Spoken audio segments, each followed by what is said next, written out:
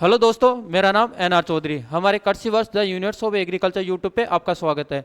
तो आज देखेंगे अपन जो अपने जेट के ओल्ड पर्सन आ रखे हैं उनके बारे में डिस्कस करेंगे और उनका सॉल्यूशन भी देखेंगे। जो अपने यूनिवर्सिटी ने जो आंसर की मानी थी उसके अकॉर्डिंग अपन आंसर लगाएंगे इनमें, और कितने क्वेश्चन डिलीट किए उनके बारे में डिस्कस करेंगे। जो अपने 2021 का पेपर सॉल्यूशन करेंगे। अगर आपने हमारे पिछली कक्षाओं को नहीं देखा, जैसे 2022 का भी पेपर सॉल्यूशन करा दिया, 2023 का भी सॉल्यूशन करा दिया, 2025 का पेपर का भी सॉल्यूशन करवा दिया हमने, उसका जाके आप पहले लिस्ट में चेक कर सकते हो। चलो अपन आगे बढ़ते हैं, कंटिन्यू क्लास रखते हैं। देखते हैं, अपना पहला प्रश्न है,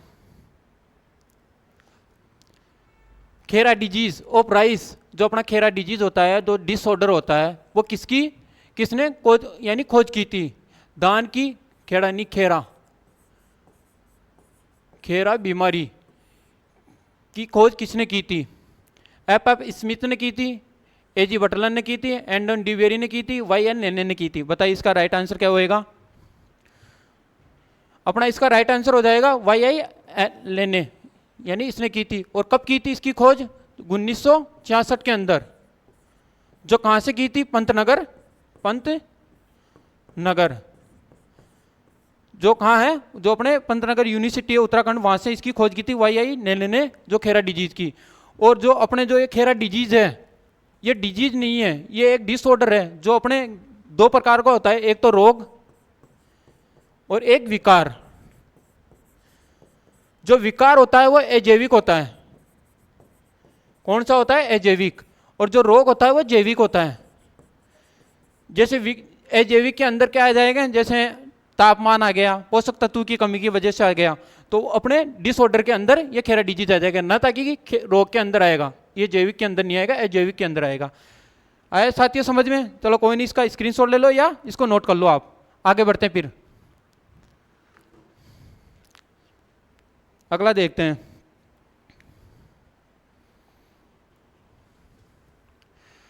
अपना अगला प्रश्न है, गेहूं में FIRB विधि बीज की दर कितनी लेते हैं? जो FRI विधि है, जो अपने बीज सीड रेट रखते हैं, वो कितनी लेते हैं? 125 किलोग्राम प्रति हेक्टेयर, 75 किलोग्राम प्रति हेक्टेयर, 60 किलोग्राम प्रति हेक्टेयर और 100 किलो प्रति हेक्टेयर। बताइए इसका राइट आंसर क्या होगा? तो अपना इसका राइट आंसर हो जाएगा 75 किलोग्राम प्रति हेक्टेयर। जो ये FFR विधि होती है, जो अपने जो ज़्यादा पानी होता है, जो उनकी जो जल निकास की समस्या होती है, वहाँ ये अपनाई जाती है विधियाँ, FRI। एक विधि और है अपने BBF विधि, ये किस में अपनाई जाती है? बताइए। ये विधि अपने एक तो ग्राउंडनट यानी मूंगफली, और एक क्रॉप है, वो हमें कमेंट बॉक्स में जरूर बताना कौन सी है। हम आपको आंसर बताएंगे कमेंट बॉक्स में कि उसका दूसरा क्या है, BBF विधि किस में अपनाई जाती है। जो अपने ये BBF विधि है, जो अपने जल निकास वाले क्षेत्रों में जैसे पानी की समस्या पाई जाती है, वहां अपनाई जाती है BBF विधि। अगला देखते हैं,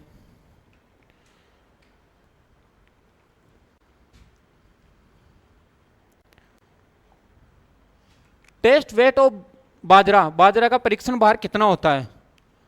2 ग्राम, 8 ग्राम, 5 ग्राम और 3.5 ग्राम। इसका राइट आंसर बताइए। ये है हर बार ये अपने जेट के अंदर क्वेश्चन आता है, हर बार। 2022 में भी आ रखा ये प्रश्न, 2023 में भी आ रखा ये प्रश्न, और 2021 में भी आ रखा ये प्रश्न। अपन जो पेपर सोल्व कर रहे हैं वो 2021 का पेपर सोल्व कर रहे हैं। इसका राइट आंसर बताइए कितना ग्राम होएगा?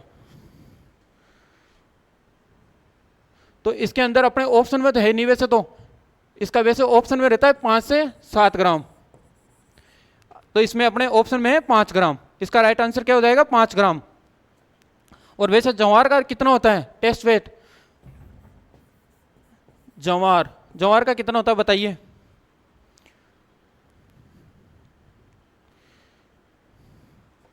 20 से 30 ग्राम, 20 से 30 ग्राम। फिर गेहूं का कितना होएगा वो भी बताइए।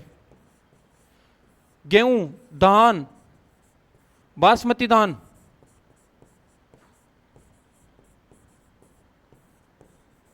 बताइए इसका राइट आंसर क्या होगा इनका? गेहूं हो गया, धान हो गया, बासमती धान हो गया, इनका टेस्ट वेट बताइए कितना होएगा।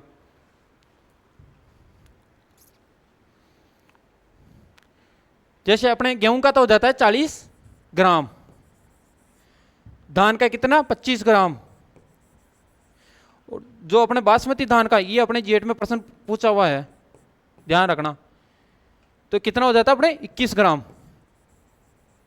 इसका राइट आंसर कितना हो जाएगा 21 ग्राम। और जैसे बाजरा का कितना हो गया 5 ग्राम, यानी इसका 5 से 7 ग्राम होता है, ध्यान रखना। अगला प्रश्न देखते हैं।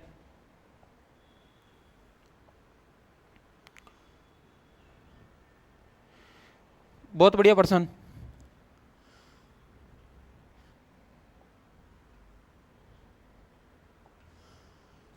विच of the variety short duration of arhar pigeon pea, अरहर तुर की कौन सी अल्प अवधि वाली है, प्रभात है, ICPL 151 है, या उपास 120 है, या ओल सभी है, बताइए इसका राइट आंसर क्या होगा। जो अपने जेट 2021 में प्रश्न आ रखा ही है, इसका राइट आंसर बताइए क्या होगा। जो अरहर की पूछी है अपने, बताइए इसका राइट आंसर क्या होगा। तो अपना इसका राइट आंसर चला जाएगा उपरोक्त सभी। प्रभात भी है, ICPL 151 भी है, उपास 120 भी है, और उपरोक्त सभी ये वेराइटीज पहले जेट ने सेकंड ऑप्शन माना था, लेकिन बाद में इसने फाइनल आंसर की में उपरोक्त सभी माने, ध्यान रखना। अगला प्रश्न देखते हैं।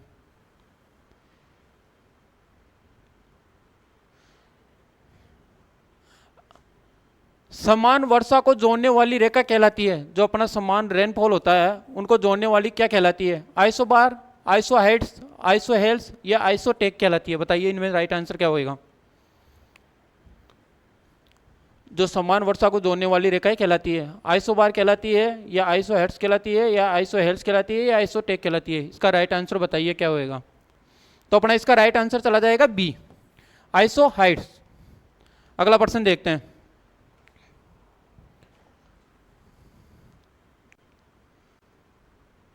ये बहुत बढ़िया प्रश्न आ रखा है। जो कोप्टिकल, जो अपने मैक्सिमम गेहूं होता है कोलियोप्टाइल, जो कोलियोप्टाइल लेंथ होती है वो सेंटीमीटर में मैक्सिमम वीट कितनी होती है, 5 सेंटीमीटर, 8 सेंटीमीटर, 7 सेंटीमीटर, या 10, बताइए इसकी लंबाई बताइए। वेरी इंपॉर्टेंट प्रश्न, ये रिपीट भी हो सकता है वापस, बताइए इसका राइट आंसर क्या हो जाएगा। जो अपने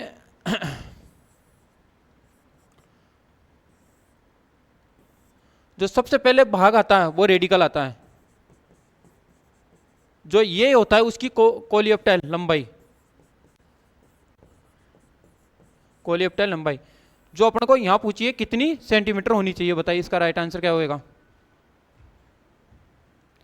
इसका आंसर चला जाएगा 5 सेंटीमीटर, ए राइट आंसर। अगला देखते हैं। ये बढ़िया प्रश्न आ रखा है। ये प्रश्न आ रखा है अपने इक्रिसेट। इक्रिसेट जो क्या है, राष्ट्रीय संगठन है, राज्य संगठन है, इंटरनेशनल ऑर्गेनाइजेशन है, या अंतर्राष्ट्रीय संगठन है, या नन है, कोई नहीं, बताइए इसका राइट आंसर क्या होगा। बताइए इसका राइट आंसर। जो अपने इक्रिसेट है वो किस पे काम करता है, अपने दो तो दलहनी फसल है, नहीं दो तो अपने, हाँ दो तो दलहनी फसल है, दलहनी फसल, और एक अपने तेल वाली फसल है, और 2 खाद्यान्न है, उन पे काम करता है, बताइए कौन कौन सी है, वो भी बता दिए, इनका नाम बता दिए कौन कौन सी तीसरी सेट पे काम करते हैं। तो अपने इसका राइट आंसर तो हो जाएगा सी, अंतर्राष्ट्रीय संगठन, इंटरनेशनल ऑर्गेनाइजेशन। तो अपने 2 दलहनी कौन कौन सी क्रॉप है बताइए। एक तो चना हो गया, चना और अरहर, चना और अरहर। जो एक तेल वाली है वो है मूंगफली, मूंगफली। जो अपने 2 खाद्यान्न है वो कौन कौन सी है बताइए। जो अपने ज्वार और बाजरा, ज्वार और बाजरा, ध्यान रखना। जो अपने ये इक्री सेट है वो अर्ध शुष्क क्षेत्रों में काम करता है, अर्ध शुष्क क्षेत्रों में काम करता है। जो कितनी वर्षा होती है, 500 से 750 mm वर्षा होती है, ये वहां काम करता है इक्री सेट। अगला देखते हैं,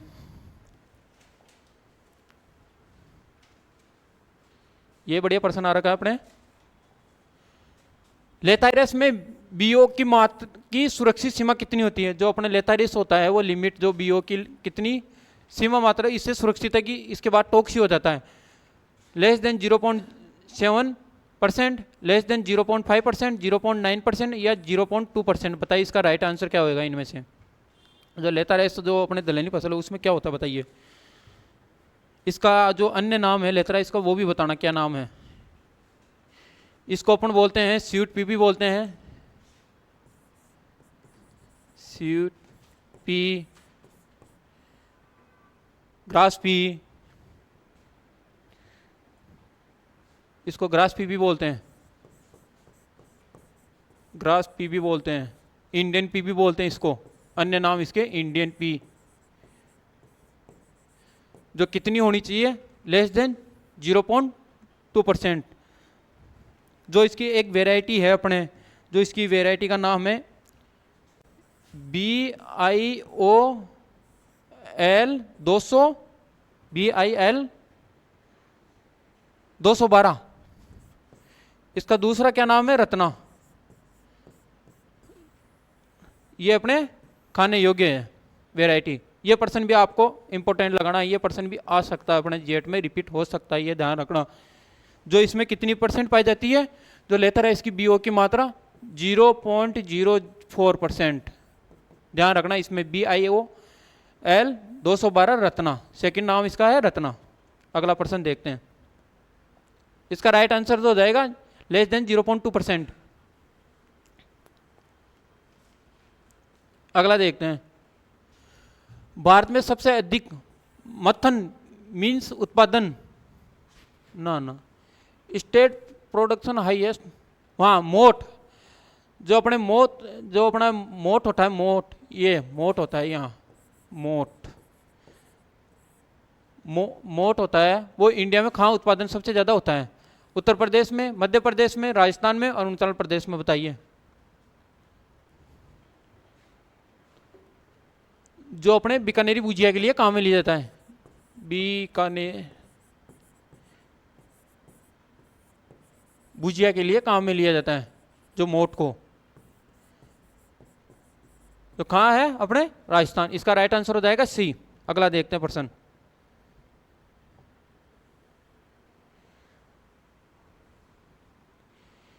बहुत बढ़िया प्रश्न। Father of modern organic agriculture, आधुनिक जैविक कृषि के जनक कौन है? F.H. किंग है, रूडोल्फ स्टाइनर है, या एल्बर्ट होवार्ड है, या रिचल लुइस है? बताइए इसका क्या है आंसर होएगा अपना। इसका राइट आंसर चला जाएगा एल्बर्ट होवार्ड, बी, सी। इसका राइट आंसर सी, ध्यान रखना, राइट आंसर सी। अगला प्रश्न देखते हैं, अगला प्रश्न है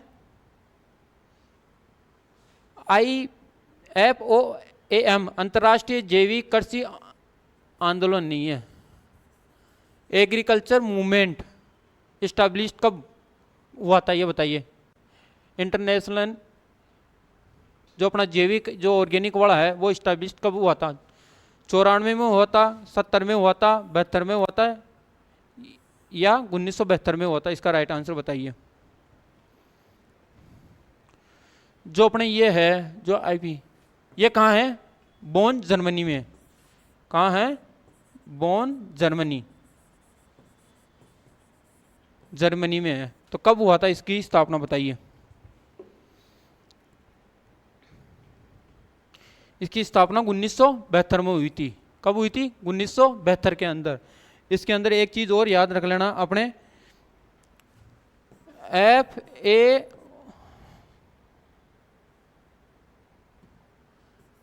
FAO बताइए इसकी स्थापना कब हुई थी और कहाँ हुई थी? इसकी स्थापना अपने Rome Italy, Rome Italy, Italy में इसकी स्थापना हुई थी। और कब हुई थी? 16 अक्टूबर 1949 को, ध्यान रखना, ठीक है। ये भी ध्यान रख लेना, प्रश्न आ सकता है, रिपीट हो सकता है, ये प्रश्न भी आ सकता है, अपने जेट में पहुंच सकता है ये प्रश्न। अगला प्रश्न देखते हैं। अगला प्रश्न है अपने, राष्ट्रीय जैविक खेती केंद्र कहाँ स्थित है?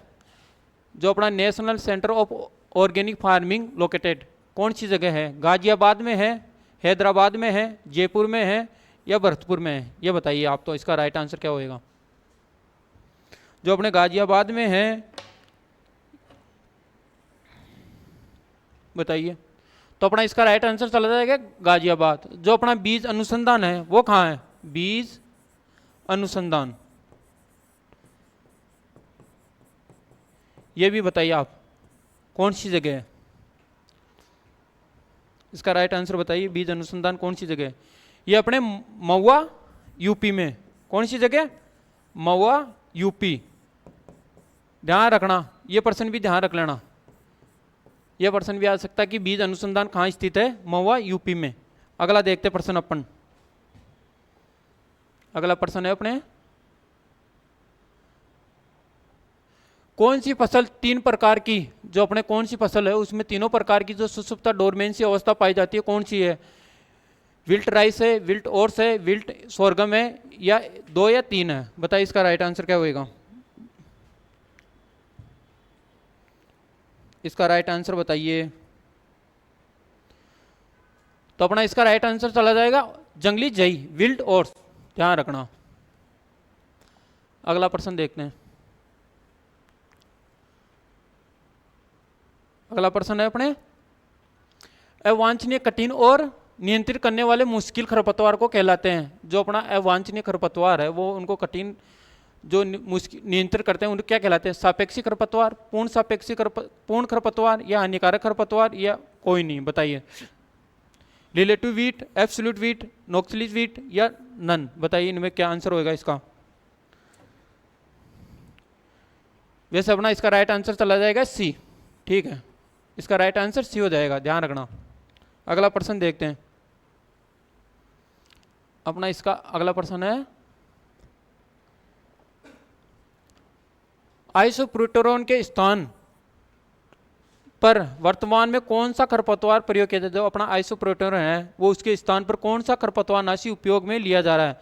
अपने एट्राजीन लिया जा रहा है, मेटासल्फ्यूरान लिया जाता है, या सिमाजीन लिया जाता है, या 2,4-D लिया जाता है? बताइए इसका राइट आंसर क्या होएगा? बताइए। जो अपने आइसोप्रोटेरोन है खरपतवार, उसके स्थान पर अभी किसका यूज लिया जाता है? बताइए। जो अपने चौड़ी पत्ती खरपतवारों के लिए यूज में लेते हैं, एट्राजीन, मेटासल्फ्यूरान, सिमाजीन, 2,4-D। बताइए इसका राइट आंसर क्या होएगा? इसका राइट आंसर चला जाएगा मेटासल्फ्यूरान, ध्यान रखना, मेटासल्फ्यूरान, बी राइट आंसर चला जाएगा। ओके साथियों, आज ये क्लास यहीं एंड करेंगे। अगली क्लास में मिलते हैं अपने। जो जेट के 2021 के जो प्रश्न आ रखे हैं उनका सॉल्यूशन भी देखेंगे, जो एनिमल हस्बेंड्री है उनका पेपर का भी सॉल्यूशन देखेंगे।